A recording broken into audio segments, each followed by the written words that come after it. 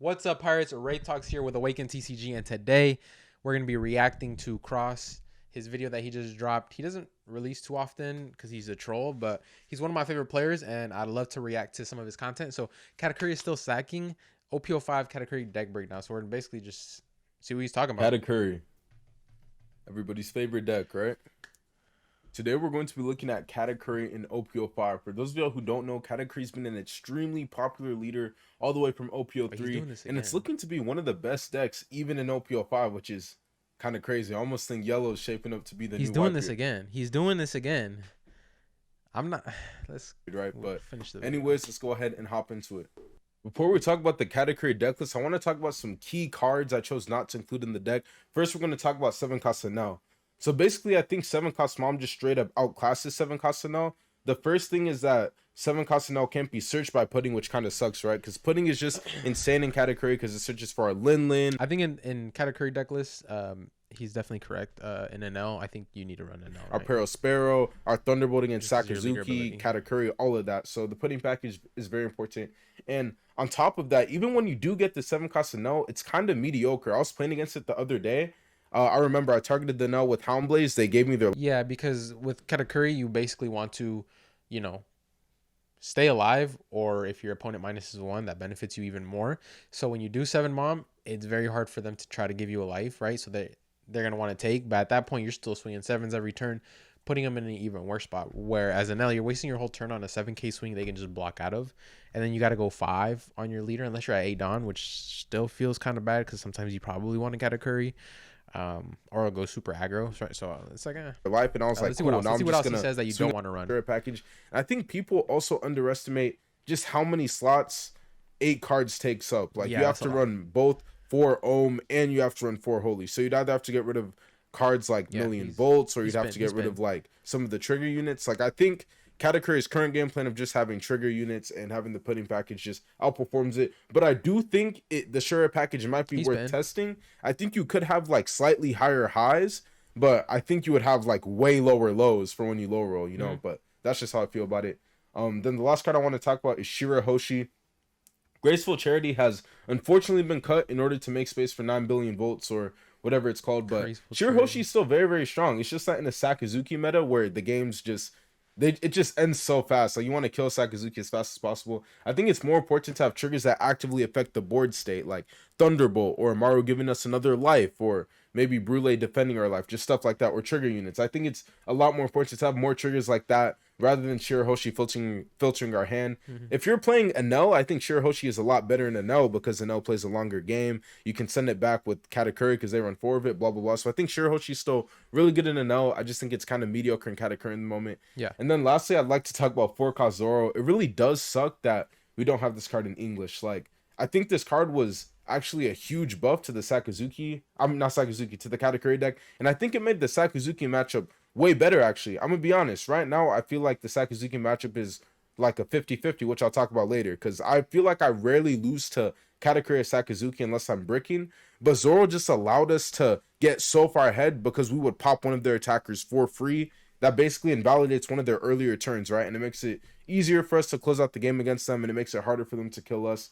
I do just want to preface that losing that card in English does suck a lot more than you would expect it to be, but I still think the deck is very strong. Now, he makes a great point.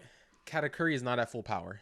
Katakuri in the East had this Zoro promo, which, if you guys don't know, trigger KO a 4 drop, basically. It's a Thunderbolt, but it's a UKO a 4. But in Sakazuki, that doesn't matter. You know, they have Kuzan, they have Lucci, Rebecca, like so many targets 4 and under. The only thing that you can't KO is like a 7 cost Morcelino or a 5 cost a Sabo if you know its effect isn't active. But like at the end of the day, this is a whole new set of Thunderbolts that is not only a Thunderbolt, it's a 1k counter. So it's like, oh, can't use this effect off trigger, that's fine, it's in my hand, it's a great 1k counter. So you have 8 Thunderbolts, right? So it just makes it so likely that you'll get at least 1 Thunderbolt or Zoro in your life to trigger when you're playing against Sakazuki, and sometimes that can literally change the outcome of the match just off that trigger. But yeah, let's go ahead and get into the deck list.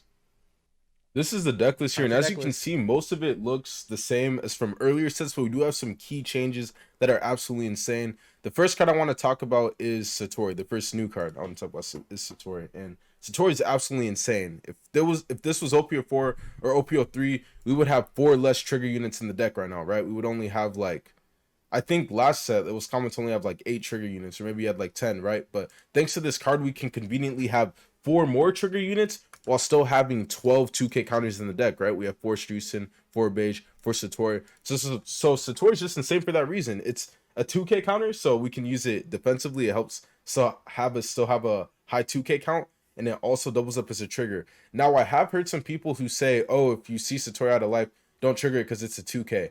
I wouldn't listen to that. If Satori is like one of your first or second trigger units, I would 100% play Satori out of life if you do hit it. But if you've already used too many trigger units, then you could keep it as your hand as a 2K or whatever. It's just based on the situation. But basically what I'm saying is don't not trigger Satori just because it's a 2K counter. Like, you can definitely trigger it. Just make sure you evaluate the situation and do what you want to do. The next card I want to talk about. It's a trigger unit that is like a Parasparrow. It's like a cracker, right? You trash a card, you play it. It's a 5,000 body, which, you know, all 4 of the triggerable bodies on this are, except obviously the blocker.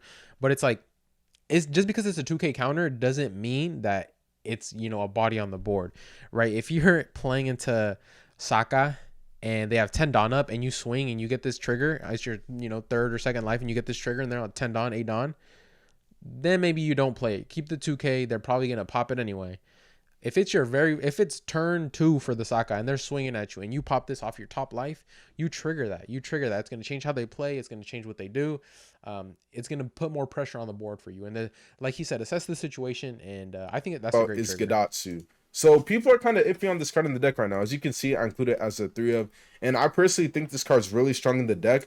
I think it's mediocre against Purple Luffy, but I think it's strong everywhere else. Like, if you play the mirror match, and you go first instead of second, playing Gadatsu on your 5 Dawn turn is absolutely insane. And against other decks like Sakazuki or other decks like that, you just get to, when you're going second on your 6 Dawn turn, you get to swing 7 while popping your unit on the opponent's board for free. So I think Gadatsu is really huge. Gadatsu also lets you do this thing when you go first against Sakazuki where if you want to, I don't know if it's optimal because I'm still testing it, but if you want to, you can not attack your opponent on your 3 Dawn turn, and then you can try to use Gadatsu to pop a Kuzan on the 5 Dawn turn, which personally I don't like to do that because I think you get punished hard by Borsellino and you get set too far back, but it is also an option. So I think Gadatsu is just, in general, it's good against Rogue, it's strong against Sakazuki, and it's strong against Samir, but it's mediocre against Purple Luffy. If people don't play Gadatsu, they opt to play more trigger units, which I think that's fair as well. I think more trigger units makes the Purple Luffy matchup That's a fair little better, just because it increases your chance of getting trigger units. As you can see, we have I mean, we do have 15 in this build, but you get to have like 18 or something like that, right? But personally, I think 15 trigger units is enough, and I like the value Gadatsu's provided to the Sakazuki matchups and the Rogue matchups, so I'm keeping it in my deck for the time being. As I also said, it's good in the mirror going first, right? But one other good thing to know is if you add a whole nother 3 trigger units from this, you got to remember trigger units, they're taking a card out of your hand and you're playing a card. So you're playing that life and you're trashing one. So, I mean, obviously you do -1 resource because you're trashing a card, and then 1 extra resource is going to the board, not your hand. So you don't want to have too many trigger units. I feel like if every life was a trigger, and you're playing Saka and they just see their cards and you're losing anyway, or you'll, you know, go down to 0 cards like this. But I like the Gadatsus in the Katakuri. I think if you don't want to include it, it's also fair. I would just definitely, Like the only I card would definitely test this card like, out though. I would not write it Smoothie. off.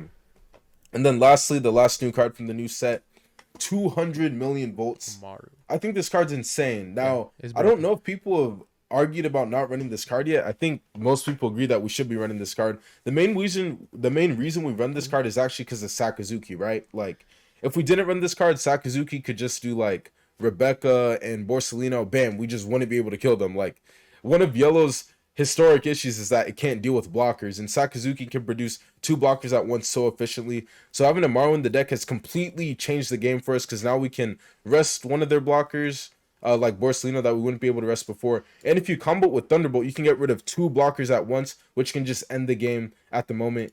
And its trigger is also very strong, right? It's also defensive trigger. You can trash 2 cards out of your hand and add life back. There's plenty of times where I've just used this trigger just so I could still live. So I think this card's insane. I think it's insane offensively against Sakazuki. I think it's good against random decks that can just pump out a lot of blockers, and its trigger is also very, very strong. And then for the rest of the deck is pretty staple, but there are some card choices I want to talk about. So we have Brule here. So this card right here is amazing just for the fact you don't have to actually trash anything. You can just play it straight out of your randomly hand. Save me. But if you don't believe Brule is randomly saving you enough, you can just... Let me see what else I think Cracker is really good in the mirror. I think it's really, really good against red, right? Like if you trigger it at the right time against like Zoro or Bello Betty or stuff like that, I think it's very strong. Against Sakazuki, it's all right. I don't think its effect consistently goes off against Sakazuki, but I've seen some weird situations where it's like, okay, if I like Thunderbolt here against Sakazuki, I can just attach down to a Cracker and have double attack. So situations like that are cool, but it's not too frequent. But the main reason I have Cracker, as I was just saying, is mainly I think it's good against the mirror match in red. I think there's an argument for Smoothie, but I felt like whenever I use Smoothie, I just didn't use it consistently enough. Like the only time Smoothie was better than Cracker was if I triggered Smoothie at the very end of the game. Other than that, I felt like Cracker was better on average. If anybody has a different opinion on this, y'all can let me know in the comments, because maybe there's some other situations I'm not really thinking about. But for the most part, I thought Cracker is better than Smoothie, unless it's the very end of the game, right? Then you can use Smoothie. Oh, you turned your Amaru on or something like that, right? So I think that's an argument for Smoothie, but the reason I don't... But like that situation he's talking about, it's still at the end of the day, it's very niche, right? Having a Smoothie on board to use the effect to go to 1 life to then use your Amaru, it's like that probably won't happen too often. Run it. So. It's just because Sakazuki normally just clears Smoothie in that situation. Like you literally have to randomly trigger it to be in that position. And then aside from that, the rest of the deck is pretty much staple, right? We have our 12 2K counters. We have 4 Linlin, which is really good this format. I know last format I did like 3 Linlin or less. Katakuri and just yellow mirrors in general and Enel, it's just very popular right now, and I think Linlin is way better in that matchup than Katakuri, and I also think Linlin's stronger against like Sakazuki as well. But I still run ACOS Katakuri just because I think this card can be good against Enel or the mirror. Like if you're in a weird situation, you have to bot deck their 7-cost mom, puts in work. I think it's really good against Purple Loopy because you can get rid of like their 7-cost unit. And on your 9-don turn, part of the reason we run Strucin instead of Amande, or Amande, I don't know how to say it, which some people don't know, is that like on our 9-don turn, we can play Strucin, then we can use Katakuri to put Strucin back into our life. So that's a combo I would definitely keep in mind. But that's it for the deck list. Let's go ahead and check out some gameplay. Before we get into the gameplay, I want to talk about the Sakazuki matchup briefly. Let's go ahead and get into some gameplay. Before I talk about... this is weird. I know Katakuri players who think they smoke Sakazuki, and then I know a lot of good Sakazuki players who think they smoke Katakuri. And in my opinion, I think that this is a 50-50 matchup. I think in this matchup, you 100% want to go second. But I think the reason I call this matchup is a 50-50 is it boils down to like Sakazuki. It's like a mixture of Sakazuki drawing suboptimally, and Katakuri also has to hit like well-timed triggers, and they have to see like Thunderbolt and Million Volts, right? Like if Katakuri sees trigger first life, like that's cool, but that's not that crazy. Sakazuki can deal with that, right? But if Sakazuki is trying to do this turn where they're trying to kill like a 7-cost mom or a 10-cost mom, but they also need to pressure your face, and you hit like a well-timed trigger unit, you can just win the game on the spot just like that. And it's just stuff like that. So I think it boils down to well-timed triggers, and I think Thunderbolt is very underrated in this matchup, or not even underrated. I just think people don't understand how broken it is. Like I think if you hit Thunderbolt out of life, you'll just smoke Sakazuki. Like if you hit like 1 or 2, like even just hitting 1 might be enough depending on your hand. Like I was playing in the Heart Pirates tournament, I won round 1, and then round 2 I played against Katakuri, and homeboy Thunderbolt to me twice out of life, and I just couldn't come back, bro. I still almost won. I think I was like 1k counter off, but just getting rid of 2 attackers is just so insane, bro. So in this matchup, you definitely want to make sure to have like at least 1 Thunderbolt and 1 Million Volts in your hand, and you'll be locked in for the game. And then just sag, bro. Just hit well-timed triggers, and you'll also beat them as well. But without well-timed triggers, I do think Sakazuki is probably going to smoke you. But with that being said, let's go ahead and get into the gameplay. All right, so we have... so Cross is saying that the Sakazuki Katakuri matchup is 50-50, which is crazy to say, right? Everyone knows, and everyone, the majority of people agree that Sakazuki loses to Katakuri. Also a stat that says if Katakuri drops 2 Big Moms on a Sakazuki, that they should, in theory, 100% win, right? So it's like, you have all these factors that point in the direction of Katakuri winning, and then you have someone like Cross, one of the best Sakazuki players, saying that it's a 50-50. So it's definitely good to hear for Sakazuki players, right? Just knowing that there is a possibility that the matchup isn't as bad as they perceive. There's a way to win it, right? Not good for everyone else. Apparently, this is supposed to be one of the best matchups for Katakuri, and he's saying it's a 50-50, right? That just puts Sakazuki at an even higher tier, right? Like, what deck really beats it? I know even the Enel matchup, Enel into Sakazuki is Sakazuki favorite. I'm gonna be honest, like it is. It's a 55-45 matchup in my opinion, because once endgame hits, if they have a build where they're running any type of 10 drop and they can play it, and you starve them, they can play the 10 drop safely. They're not, you lose. They Kaido, they draw 4 cards, they reset their resources. You just lose. You don't have what it takes to keep up with them. They have this 12k or 10k body. Now they're, if you could literally have a Yamato on board, a Katakuri on board, and they just clear it like this. A 7 call, they can clear 3 big bodies on the board in one turn if they have a Kuzan. And so it's like, they can literally clear 3 big bodies if they have a Tenzan on board, and it's like, well, what do you even do, right? You go down to 0 characters, you're at 8 cards, but now it's like, okay, you can stall out with 2 Yamatos, but then they can on repeat, Sherry, Rebecca, pick up Sabo, cycle, or pick up Borsellino, play a Borsellino, and they're just like, it's always nonstop, right, with them. And so you could say whatever you guys want. My opinion is that Sakazuki does beat the Enel matchup. It's not as 50-50 as I once thought after doing more testing, and it's looking like Sakazuki just doesn't have a bad matchup, and it's probably true. Kaido versus Soccer here. Let's go ahead and get into it. I played a series of games other. Let's go over the game and I just and then, I was sacking, bro. Like yellow sacking is just different, bro. But here's my starting hand here. The hand's all right. I think if I get something off of pudding, it definitely will be pretty decent. So let's see what we get. I think I'm deciding between the Pearl and the Linlin, but I gotta take the Big Mom, I think, bro. Because even if I swing 5k at his life next turn, he's probably gonna take it. Yeah, he'll probably take it just so he can go down to 3 life. So I can play the Cracker instead. So it'll work out. Check. Another Maru. As I just mentioned, I said you want to have at least 1 Thunderbolt and at least 1 million volts by the end of the game. So I think this is actually good for us, right? Because we have 1 Thunderbolt and 1 Amaru in our hands. So if we do manage to push their life down to 0, we can definitely find a way to go per game. And this hand's getting way better now. Well, kind of better. Like, it's all right. I think 7 cost Mom is really good. Now we have an 8 down turn play. I could play 8 cost Katakuri too, but I think 7 cost Mom's generally better. I noticed that when I play 8 cost Katakuri, if the Sakazuki player has developed a lot of units, I kind of just get I kind of just give them too much time, basically. Like, I gave them life. Now they're just pressuring my face every turn. They're handling my board. Like, I generally can't play Katakuri on curb in this matchup, is what I've noticed. So I'm kind of thinking here, I'm like, man, do I want to leave the Linlin on top? And I think I am going to leave it on top.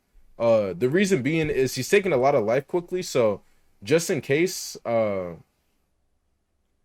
know what, Loki, it actually doesn't matter. I don't think the Linlin will matter or not. I'll probably just, oh my god, bro. I'll probably just end up getting rid of it. But let's see what he does. So yeah, he just trashed his life, right? So his aim is to go to 0 very quickly, which is why I was prioritizing 7 cost Linlin. But I don't need the second one. I could have sent that to bottom. I guess I think I just didn't want to counterlist on my bottom. I'm trying to remember. I think the actual reasoning was just so I could draw it to hand and then I can like discard it off of something. But as you can see, we got Satori there, which is huge. And this is a rough situation, bro. Like, I feel like he had definitely pretty solid start here. Yeah, as I said, I could have done Katakuri and set Borsellino back to his life, but due to having no counter in my hand, I feel like we kind of had to 7 cost Linlin and kind of like pray that we get a trigger or something, or that he can't clear the Linlin. So let's see what happens here. He'll probably be able to clear the Linlin and play 1 blocker, which that'll work out for us, right? Because we have Thunderbolt and Amaru. So I think he's deciding what to do here. He's like, man, if I swing, do I just lose to Amaru? And this is kind of why we like to have one Thunderbolt and one Amaru is because there'll be a lot of situations like this where they'll be like, you know what, F it, I'm just not gonna swing for this turn and I'm gonna just defend myself, right? So if he does something like that, I can like force him to lose the game by doing Thunderbolt and Amaru. But oh, he does Sabo. Okay, he does Sabo Rebecca. That's pretty strong. So I get another Amaru here, yo. I'm just getting all the Amarus, bro. This is something else, bro. I think I'm looking at stretch, deciding if I want to trigger it. I think I'm deciding if I want to trigger it in case I want a Big Mom next turn. But at this point, I think I'm gonna just go per game, right? Like he has 5 cards in his hand. And I draw another Amaru. So I tap Rebecca. Let's see what happens. I'm doing the math real quick. And I think I'm gonna find out that the math is like 11, 11, 11. That's like the best number I can make. The first attack could have been 10. I could have done like, I don't know, like no. I think 11, 11, 11 was just fine, right? Yeah, so 11 there. At 5 blocks, I'm like, all right, we gotta have it here, right? And then another 11. Does he have it? And we just barely got it. I swear, a lot of Katakuri games will just go like that. It's kind of just like. I think that's the only game he plays. We'll listen to his closing thoughts here, but like if you think about it, that was a really close match. He had a second. He didn't even make it to 10 mom, right? I mean, granted, his hand was brick, but it's like it was still super, super close. I feel like if he doesn't have, oh yeah, obviously we saw that he needed 4 Amarus just to get that lethal, right? And so, you know, on average, you're not gonna have 4 Amarus in one match. So definitely don't count on it. I think he would have lost if he doesn't have 2 of those Amarus and he goes for game. He just loses, right? He just straight up loses, and then, you know, that's game over. Hey, sometimes that's how card games work. That's how you win sometimes, just having the 1 card you need, right? And in this case, it was the 4 you needed. Randomly sacking, just depending on how good the Sakazuki start is. I think he had a pretty good start there. I just hit that lucky Satori trigger, and it kind of threw off his turn.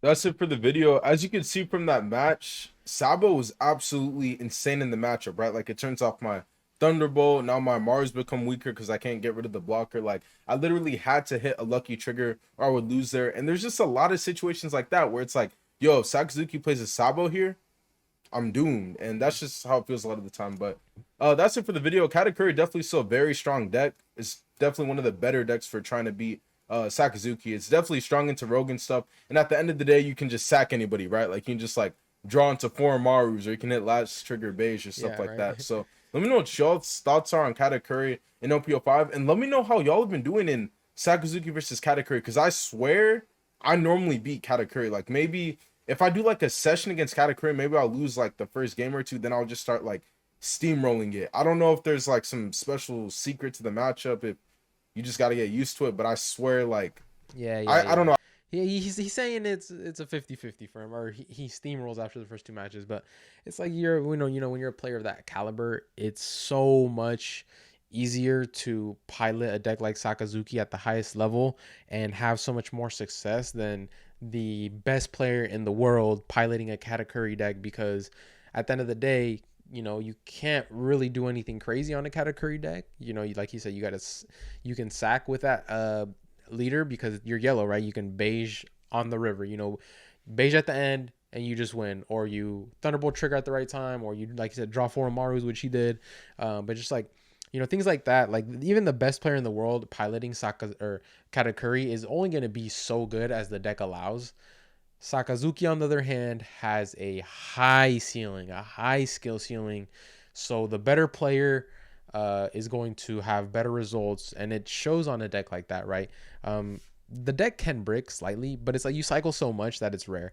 But, you know, at the end of the day, Katakuri is still, in my opinion, a top 5 deck without a doubt.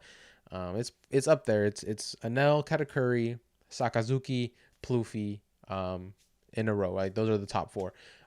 Those weren't ordered, by the way. Sakazuki would have been at the top. But yeah, thank you guys so much for watching. I am recording this after I just got home from work, and with that being said, it's hard for me to make content.